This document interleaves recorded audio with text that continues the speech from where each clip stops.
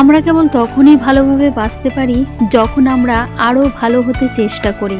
তাই প্রতিটা মুহূর্তকে উপভোগ করো আর অন্যকেও উপভোগ করার সুযোগ করে দাও, কারণ এই মুহূর্তগুলো একসময় জীবনের গল্প হয়ে থাকবে। Hey everyone, good morning. আমি বাসন্তী। আজ আমি তোমাদের একটা সুন্দর মুহূর্ত উপহার দিতে চলেছি।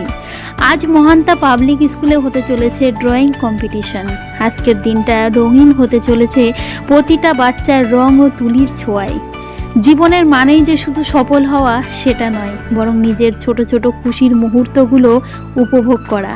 তাই তো এই কনকনে ঠান্ডার মধ্যেও নিজেদের ছোট ছোট খুশির মুহূর্তগুলো রং তুলির মাধ্যমে ফুটিয়ে তুলেছে এই বাচ্চারা। শুধুমাত্র এই স্কুল নয়, অন্য স্কুল থেকেও প্রতিযোগিতার বাচ্চারা অংশগ্রহণ করেছে। তাদের প্রত্যেককে অসংখ্য ধন্যবাদ ও আন্তরিক ভালোবাসা জানাই। আর ধন্যবাদ জানাই আমাদের স্কুলের শিক্ষক ও শিক্ষিকা